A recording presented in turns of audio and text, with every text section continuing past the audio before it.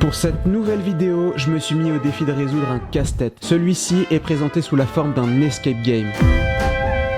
Vienne, 1935. Le physicien autrichien Erwin Schrödinger mène des expériences dans le domaine de la mécanique quantique et a démontré qu'elle pouvait être appliquée à des objets du quotidien. Dans son expérience célèbre, un chat et une dose de poison sont placés dans une boîte. Selon les règles de la mécanique quantique, après un certain temps, le chat sera à la fois vivant et mort. Malheureusement, Schrödinger, trop occupé par le reste de ses recherches, a complètement oublié le chat. Nous sommes certains que ce matou est toujours vivant. Maintenant, c'est à moi de le sauver.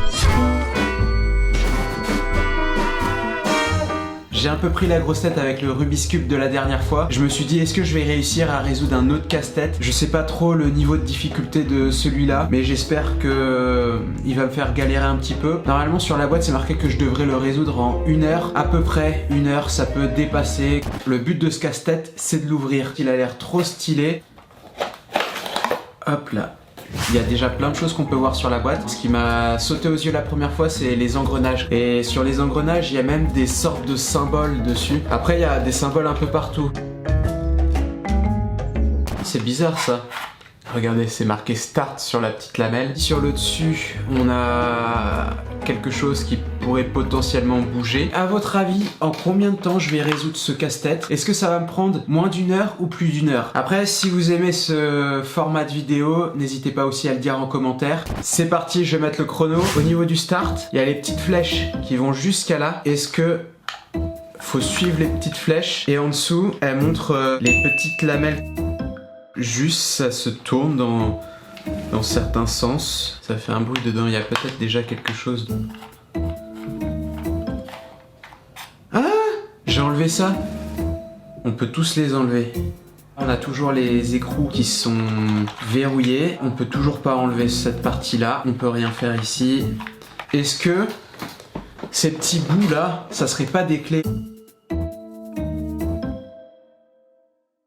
On peut les mettre sur tous les côtés. Comment je fais pour savoir si c'est la bonne clé en fait? Faut mieux pas forcer parce que sinon ça risque de casser. Celle où il y a 3 trous dedans elle rentre pas, donc je pense que ça va être celle-ci qui rentre parfaitement. Il nous reste 2 clés. Il y en a une que je... What? Elles sont enlevées. Ah, c'est marrant. Arrête de te barrer, tu fais quoi toi? Est-ce qu'il faudrait que toutes les clés soient à la bonne place? Je commence un petit peu à galérer, mais après c'est normal, c'est un casse-tête, faut réfléchir. J'ai essayé tous les côtés ou quoi? La clé va se faire pousser. Il y a un chat qui attend à l'intérieur là, faut l'aider, sinon il va pas respirer le pauvre.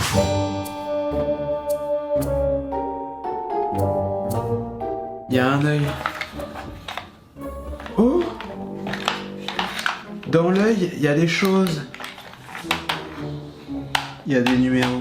Après plus d'1 heure à galérer, j'ai enfin trouvé le fonctionnement des clés. Je suis vraiment content parce que là je commence à me décourager. Sur chaque clé, on a des points qui vont de 2 à 5. Et sur les emplacements des clés, on a des petits arrondis qui correspondent aux points. Et ils sont différents entre chaque emplacement de clé. La clé du dessus c'est 5 parce que là on voit qu'il y a 5 arrondis. Et 5, ça rentre parfaitement. J'ai utilisé le même raisonnement pour toutes les clés. Et la dernière, elle vient ici et vous allez voir que ça a carrément débloqué ça. On a un petit symbole.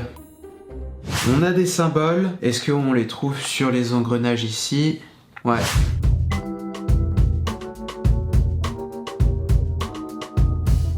J'ai tenté de trouver la bonne combinaison en fonction des symboles. Hélas, sans succès. Est-ce que ça peut débloquer? Là, il n'y a plus de 36 000 solutions. Il y a soit ça, soit ce qu'il y a là. Toujours en train d'essayer les combinaisons.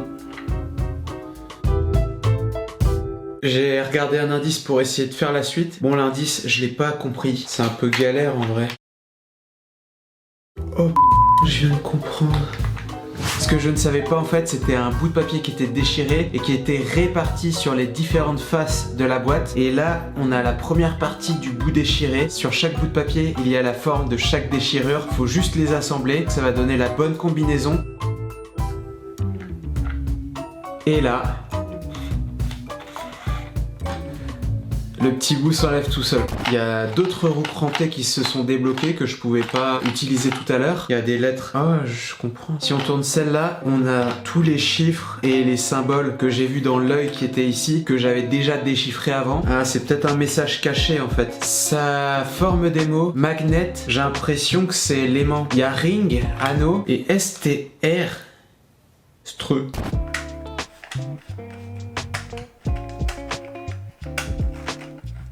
C'était soleil.